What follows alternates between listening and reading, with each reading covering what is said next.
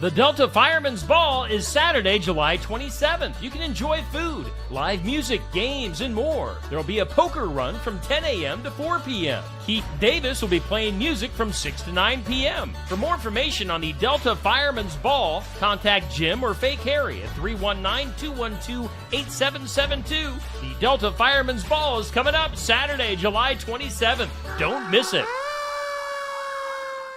Keokuk County Expo 2024 Stars, Stripes, and Summer Nights is the place to be in July. Things start off with a bang on Monday, July 15th with Rogue Rodeo at 7:30 p.m. On Thursday, July 18th is the Keokuk County Expo Queen Contest and the Bill Riley Talent Search. On Friday, Tyler Richardson and the High Bank Boys will be in concert starting at 7:30 p.m. And then on Saturday, it's the Figure 8 races at the Keokuk County Expo. Bring the family, have a great time, and enjoy the fair at the Keokuk County Expo in Sigourney.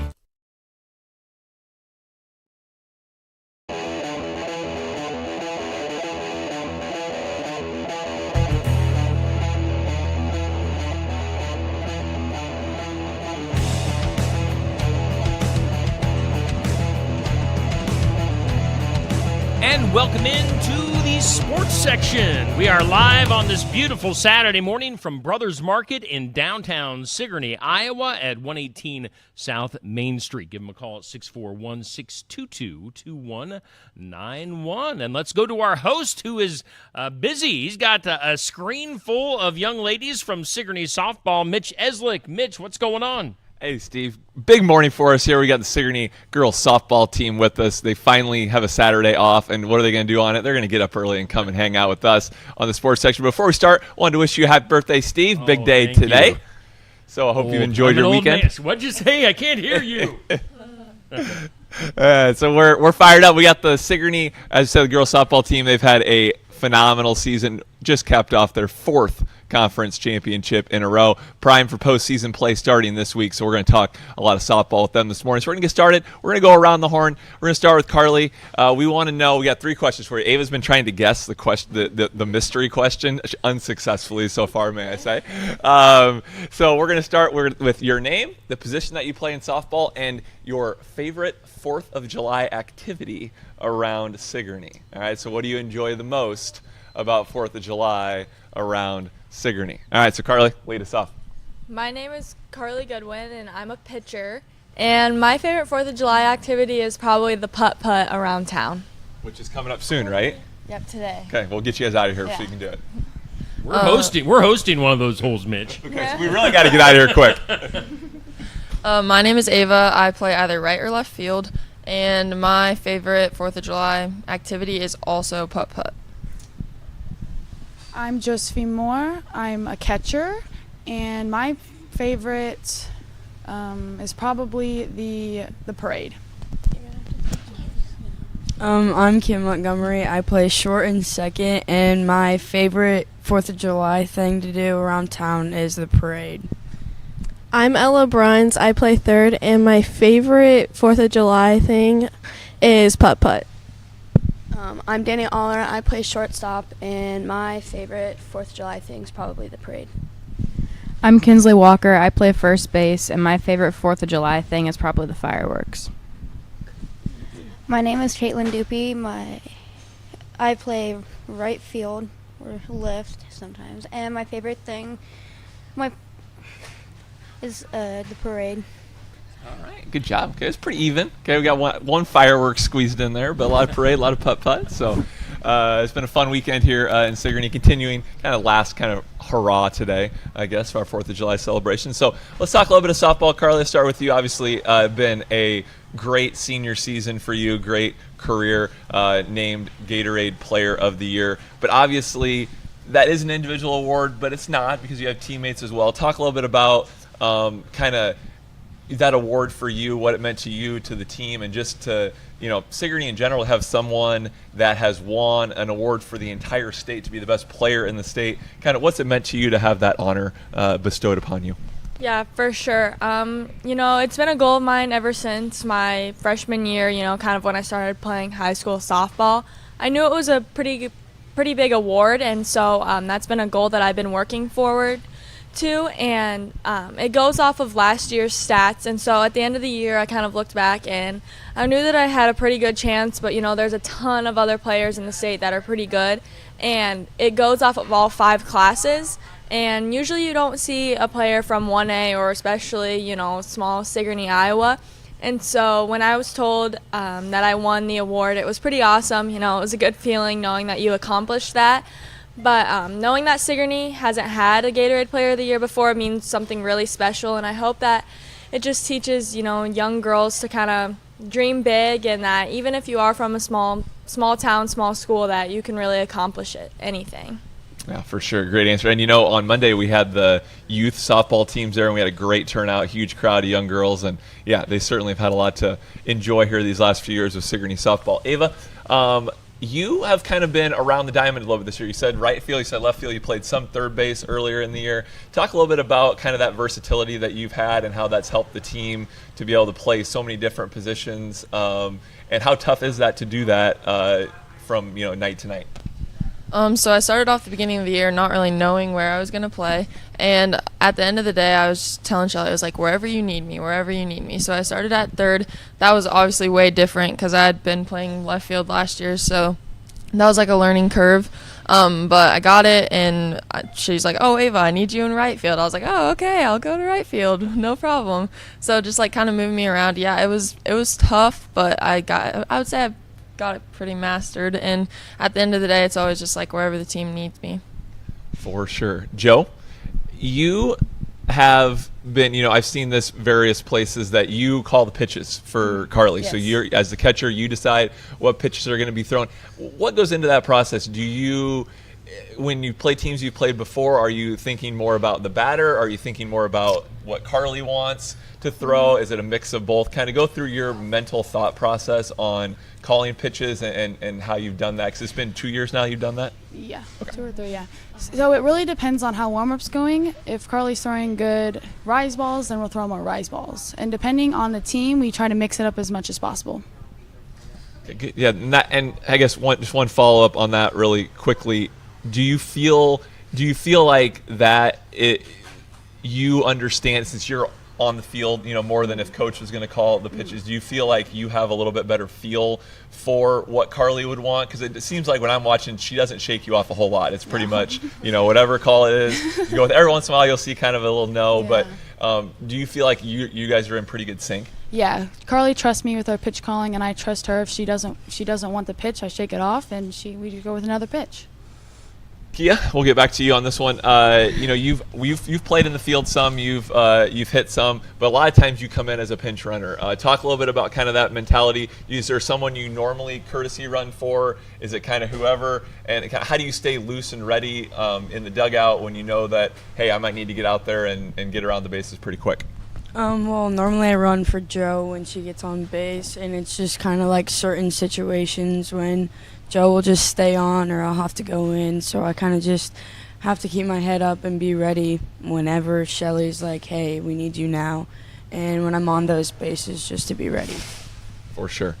Ella, as an 8th grader, you've really stepped into the lineup and had a great first year. Talk a little bit about kind of what your thought process, your expectations were going into the season. Did you expect to play such a big role? What were your thoughts, and how excited have you been to have had such a good first year on the varsity team? At the beginning of the year, I really didn't think I was going to start because Ava was at third base, but Shelly kept talking to me, and I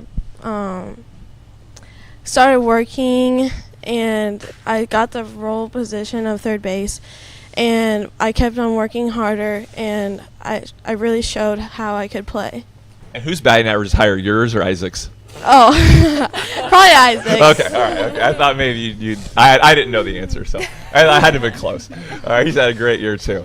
Danny, first year starting at shortstop. That's a big position on the softball diamond defensively. Talk a little bit about kind of the role that you play, especially on the defensive side of the ball for the team, and how you've adjusted to being out there every day or every game. Well, at the beginning of the year, we didn't know where I was going to play either. I was going to play outfield or infield, and I told Shelly I'll play wherever she wants me. It doesn't really matter as long as I get to play. So I worked more and more in the infield, and Carly and Joe helped me out a lot with like my confidence in the infield and helping me out with like how to do it and what to do. So really it was just I got more comfortable there, and that was all. All right, we got a couple younger girls here in the back. Talk a little bit about, you kind of both can answer the same question here. Talk a little bit about kind of just the atmosphere on the team. You guys have grown up playing, obviously, softball, different levels, junior high, youth softball. Talk a little bit about just kind of this particular team and about how much fun it is to play with these group of girls. So Kinsley, you can go ahead first. Okay, so it's a lot different than like junior high ball, because junior high you only do like a couple cheers. You're not really like cheering on. You're not really loud, and I guess I kind of wasn't expecting it to be, I guess, as fun as it was in high school. You're fine. You want to skip? You want me to just keep going? Okay. All right. We are getting close to postseason play. We're going to talk after the girls are done here. We're going to talk a little bit about the brackets. We've got them printed off. Go through them. We'll start postseason play here. Baseball tonight, but softball will start Wednesday. The winner of Iowa Valley and Belle Plaine. With the great regular season that the girls had, they get all the games at home as long as they're playing. Carly, we saw that last year be a pretty big advantage. Just talk a little bit about that hard work during the season to get those home games and how important that is in the postseason. Yeah, for sure. You kind of talk about taking little steps at a time, but in the big picture that how you perform in the regular season will kind of determine your run in the postseason. And so being able to get those home games is really important to us. We didn't lose a regular season game at home this year. And so I think that kind of gives us more and more confidence going into the postseason and seeing our, success last year at home and even 2 years ago at home when we also made it to the state tournament. So it kind of builds our confidence up as a team and also kind of brings more community support in. We have a lot of little girls there. The baseball team comes and supports. All these people in the community rally around us, and I think that really helps having a good home crowd. Yeah, that was actually my next question for Ava. So great segue there, Carly. We have had great crowds, and I remember last year, especially the Twin Cedars game to go to state, just huge crowd. Your parents get there early, they bring their vehicles in, they get lined up along the fence. Ava, talk a little bit about kind of how much that does help on the field when you see a big crowd, especially when it's a home crowd and the majority of them are cheering for you guys. What kind of lift and what kind of help does that give? I think it just fuels us as a team, honestly. Like, it's so exciting wanting to play good. And, like, when you see your parents out there, you're like, oh, hey, guys, like, I want to hit good for you today. It's just, I don't know. It's just fun having, like, knowing that the community is behind you and supporting you and just, like, seeing the stands full and the outfield full. It's just a lot of fun. Like, it's, like, more than softball. It's, like, a fun game that everybody can enjoy, and it's awesome. And, we're some of us, I know Carly's mom, very superstitious, so we're not going to put the cart before the horse, I believe is the term. But you girls, you three that are sitting up here, Danny, okay, you guys are all on the team for 2 years of playing at state softball so far, and hoping to make the third this year. Joe, talk a little bit about that, the atmosphere. I mean, some would say Fort Dodge, best city in Iowa.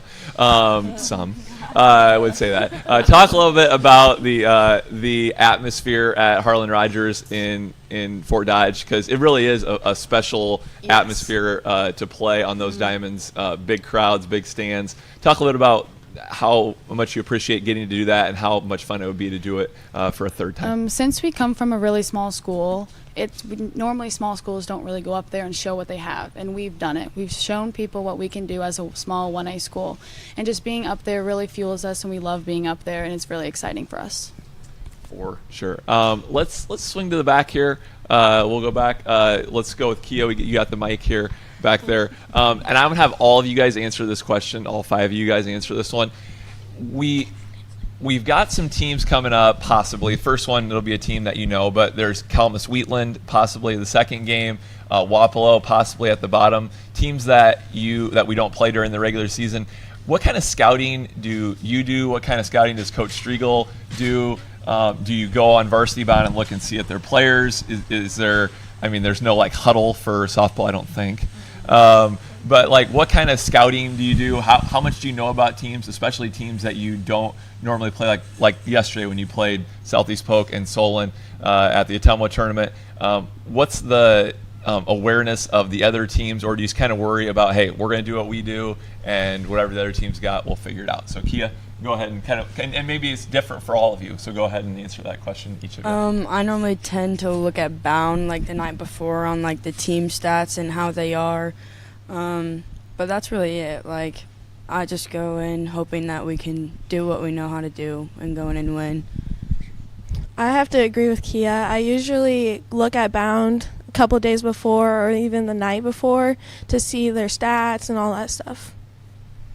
Yeah, Bounder. Normally I just go to Carly and ask her, you know, because she knows more about them than anything, so.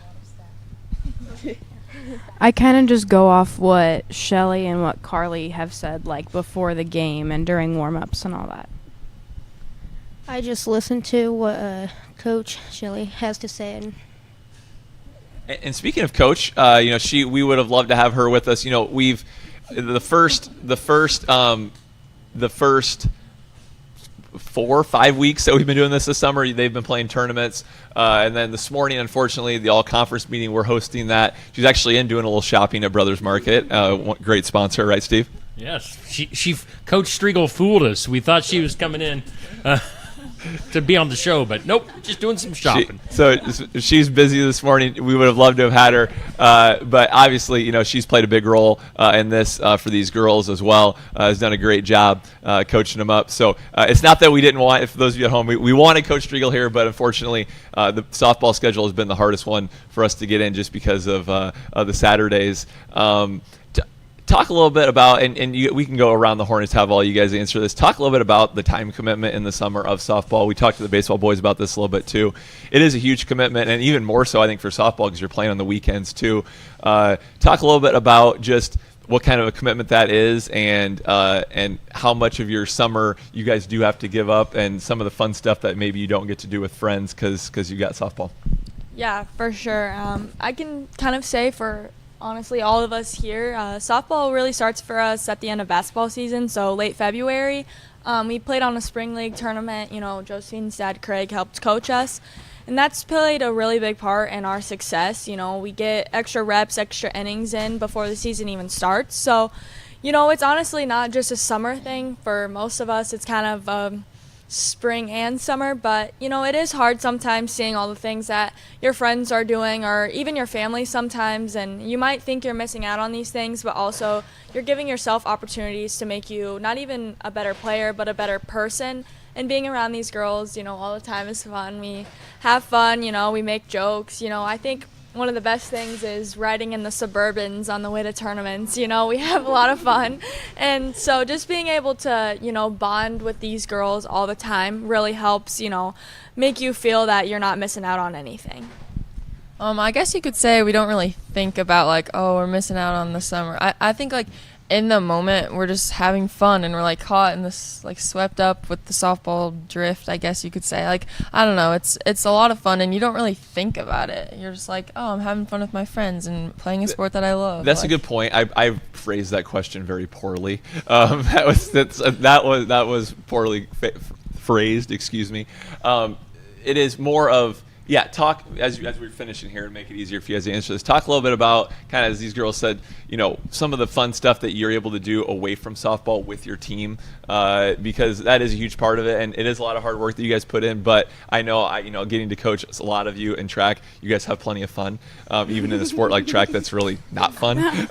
So talk a little bit about some of the fun stuff that you're able to do, either in the dugout or, you know, like you said, ride into games away from the actual softball part. I mean, yeah, the bus rides and the suburban rides are probably one of the funnest times we have, and in the dugout we're always hype, and the dugout is so fun. It's just a great a great time for us to be around each other, and yeah. One of my favorites is probably our team night that we do. We get to spend time with everyone, including their families, and that's just my favorite. My favorite time is the suburban rides and the bus rides. It's really fun. Everyone, like, talks. It's super fun. Yeah, the other night we had a team cookout like we normally do. It was a lot of fun. bring your food, whatever. We all hang out. The other day we had a bunch of time, so Shelly actually introduced a new game to us. What even was? I don't even remember. It was like, pterodactyl. Oh, yeah.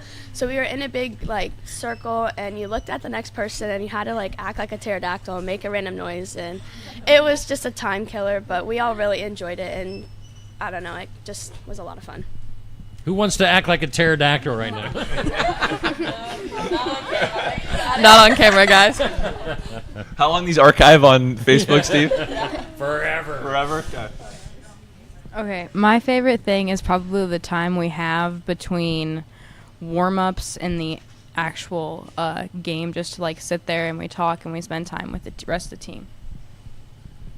My favorite thing to do is like hang around the whole team, and practice is actually pretty fun with the whole team as well. All right, so I got one more, and then we'll let you guys get out of here because I know a lot of you guys, like I said, are going to get to the putt-putt here later this morning. It's been, like I said, 4 straight conference championships. 2 of the last 3 years going to the state tournament. The last 2 years losing to the eventual state champions. Just talk a little bit, Carly, and we'll just go to the front row here to make it a little bit quicker. So let's have you 3 answer this. Talk a little bit about when the postseason starts, your mindset. Is it one pitch at a time? Is it one game at a time? Talk a little bit about kind of how you're feeling going into the postseason with obviously a lot of confidence with how you guys have been playing, and then maybe let the fans know all the dates that we can see you guys playing here in the postseason. Come on, sport. Yeah, for sure. Postseason softball is a lot different than regular season. Regular season, you normally have to have a lot of confidence, and you can go out, play teams. We like to score a lot of runs, and so sometimes that results in run ruling teams, and so you know that it's not always going to be that easy or come that easy for us in postseason. And so for me personally, when postseason starts, I get a lot more adrenaline pumping, which then eventually leads to me being more excited, showing more emotions on the field, which I think Josephine and I can both agree that happens with us. We get pretty pumped up after just a singular strikeout. And so for me, I usually try to take it one batter at a time, which is probably different than the rest of the team since they're not pitching. But that's what I do, and I think it really helps. And, after the first game, you kind of can relax a little bit after you've won that first game, and then you know that just like, hey, we're one step closer to our dream, one step closer to our goal. And so doing that and just kind of taking it one by one really helps me. One of our big team goals, I guess you could say, this year was stay in the moment. So going into this, I think stay in the moment, take it pitch by pitch, have fun, and like at the end of the day, it's all about your attitude and giving it your all, and obviously wanting to win and having that drive to do good. At the beginning of the season, we really tried to take small steps to meet our goal, and now that we're almost there, I think it's just really exciting for us. We have a lot of adrenaline, and the postseason is just where it'll all come together, and we'll all play as a family and as one. Very impressive group of young ladies this morning. Huge thank you for getting out here and supporting us, getting up early. Steve, you got one for these guys here quick? Carly, I was just going to ask you, of course, you're going to UNI, you're going to be a Panther. How much of a break, once Sigourney softball gets over for you, however far you go in the postseason, how much of a break before you start in with UNI softball? Yeah, I move in August 21st, and so my pitching coach at UNI told me take a few weeks off after, hopefully the state tournament, kind of hang out with my family and friends, and then just like a week or two before I move in, just kind of start throwing. I don't have to throw, a lot, but just kind of be ready to go in and not have as much soreness from the start. And so I get a few weeks off, so that'll be nice. And you're not going to have to make 1,000 jump shots this summer probably either, right? That's true. I won't be focusing on basketball. And then looking towards next season, if you want to go that far, Josephine, I know you're kind of really been coming on this year. I keep an eye on the stats and the games for like the athlete of the week and the team of the week. Are you planning on assuming more of a leadership role next year, Josephine? Yes. Obviously, I don't pitch much this year because we have Carly, but next year I'll definitely be on the mound and doing more for the team this year or next year. All right. Well, girls, again, thank you. Best of luck. Wednesday, 7 o'clock, first tournament game. We do want as many of the Savage fans to get out there and support. It's going to be a big week of baseball and softball postseason games, a lot of them at home. So get out there, support the Savages, and cheer them on because it's going to be a fun run. Thank you, girls. All right, that is the Sigourney Savage softball team, who, by the way, as you can see on your screen right now, was voted the Kelly Style State Farm Team of the Week. I had to bother Carly on the 4th of July to get me a picture for this image. Again, they are 4 straight South Iowa Cedar League champions, the Sigourney Savage softball team. Good luck to the girls heading into the postseason, our team of the week. As far as the athlete of the week goes, let me get that off the screen there. Our athlete of the week, as voted by our viewers on Steve Shetler Media Facebook, was Addie Shaw of HLV TC Softball. You can see her in action there, fielding the ball on your screen. Our athlete of the week, HLV TC Softball, has obviously had a really great team this year, and Addie Shaw, the latest from HLV TC, to be voted our athlete of the week. So Addie, the athlete, Sigourney, the team of the week. And, of course, let's take a quick look at the graphic there for the athlete of the year seedings. Now, Addie Shaw was literally a handful of votes away from getting into the Athlete of the Year tournament, which comes up in August. The top 16 winners and vote getters get into that tournament. We'll have a big year-end tournament for the championship belt. The winner will get that belt, so the top 16 so far. Ryan Groom is at number 16, so we'll probably have another we'll see if we go through the postseason or not with some of these Athlete of the Year and Team of the Week voting. But Ryan Groom is at number 16 with 388. That is the low guy on the top 16 right now. We'll see if he can hang on and make it into the tournament. Let me readjust. Before we go back to Mitch, let me readjust our camera, and let's take it back to Mitch now for more of our sports section here on Steve Shetler Media. Mitch. Thanks, Steve. We'll swing around. We'll talk a little bit about the week that was. It was kind of a quiet week on the prep front, as it was the final week of the regular season. Sigourney girls, though, who we just had in here, did a great job talking a little softball this morning. They had a big week. They had the final 3 regular season games. They went 2-1. They had a big win yesterday over perennial 4A powerhouse Solon 3-1 at the Ottumwa tournament. They did drop a game to 5A number 10 Southeast Polk. That is the biggest class. And then they had a win 5-0 over Seymour on Monday night. Savage baseball team, they're gearing up for postseason play. They dropped a pair of games this week, 9-3 to Mid Prairie and 3-0 to Wilton. Caden Clarahan, 2 of the 3 RBIs in the loss to the Golden Hawks on Monday night. Pekin baseball, big win for the Pekin baseball team, a big upset over Hillcrest on Tuesday night. Only the 4th loss of the year for Hillcrest. Jaden Wolver struck out 11 in 5 innings of work to keep the Hillcrest bats silent. Pekin girls dropped a pair. They lost to Wapello, and Hillcrest Maya Bainbridge continued her nice junior season with 3 hits, including a triple, and 4 batted in the loss to Hillcrest. EV baseball, 14-4 loss to North Mahaska Monday night. Luke Moore, 2 hits and an RBI in that contest. The lone game on the schedule for EV softball was rained out. Our severe weather we had Tuesday night was unable to get that one in, so they did not play. They'll gear up for the postseason play. They'll play starting next Wednesday as well. Keota, quiet week for Keota Athletics. Only game that was on the schedule was Keota Waco softball on Tuesday night. That did not happen because of weather either. Baseball team week off to gear up for postseason play for them, which starts tonight. HLV softball, they continued to do what they've done all year, score a bunch of runs, 12-2 in their win over Montezuma. Ayla Hall, 2 hits, 2 RBIs, 2 runs scored. Baseball team also no games on the schedule. And then one more team, we haven't been covering them as we've been going around. We kind of, cut our thing at the county, but the Cardinal softball team, big shout out to those young ladies. They clinched the South Central Conference Championship with a big win, 4-3 over Centerville. They're up all the way to number 4 in the Class 2A rankings. So very good team locally. Another team that'll have a shot to hopefully make it to Fort Dodge for the state softball tournament. So you got any more to read, Steve, before I kind of run through some brackets here for us this morning?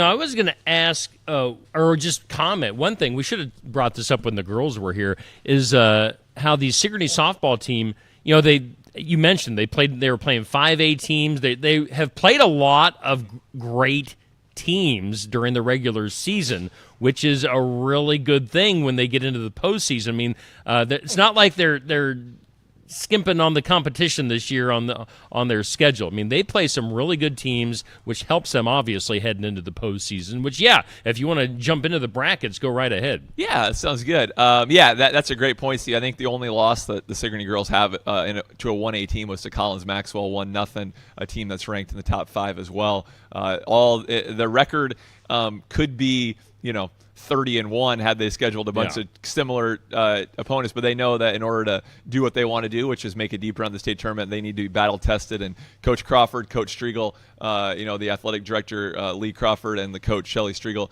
they really did a great job of putting together a very difficult and competitive non-conference schedule for these girls to get tested. And they've had some great wins. They beat that Cardinal team who's ranked in the top 5 in 2A. As we said, big win over Solon yesterday. So they've more than held their own against competition of the highest level.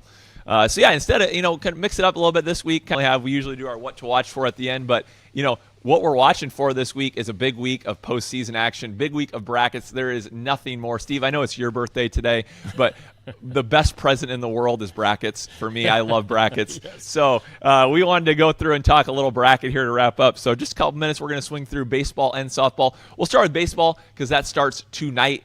Baseball does things a little bit different. Those of you watching at home, the state can't do things the same. It's got to be different between boys and girls. They're two different union associations. The girls have 5 classes. The boys only have 4. So in the boys bracket, there are more teams because there are more teams in Class 1 because of the only 5 and 4 classes, where the girls, there's a few less.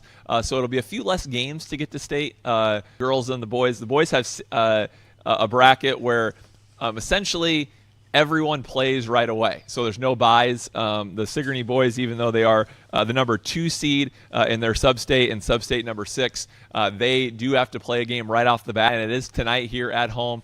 Approximately 7 o'clock. It is a doubleheader, so if you want to watch a lot of baseball tonight, you can get out and watch Highland and Lone Tree. That starts at 5 p.m. at the Sigourney baseball field, and then about 30 minutes they'll do a warm-up and whatnot. It'll be Sigourney versus English Valleys. That is on the bottom of the Sub-State 8 bracket, along with Hillcrest Academy and HLV and BGM and Wapello. And then on the top of the bracket, the number 1 seed in Sub-State number 6 is Burlington Notre Dame. Other teams in that one, a local team in Pekin. They play New London tonight. That is at Keota. It's a doubleheader. Danville, who they open up with tonight at home.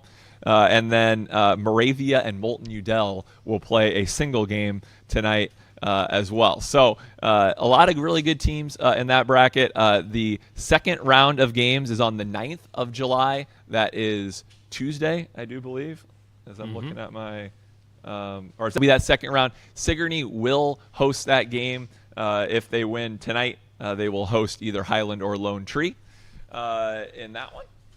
We'll swing through to our second bracket. There are still a few area teams in this one as well. We've got at Twin Cedars tonight, we've got North Mahaska and Melcher Dallas. That is game number 1 of the bracket. The second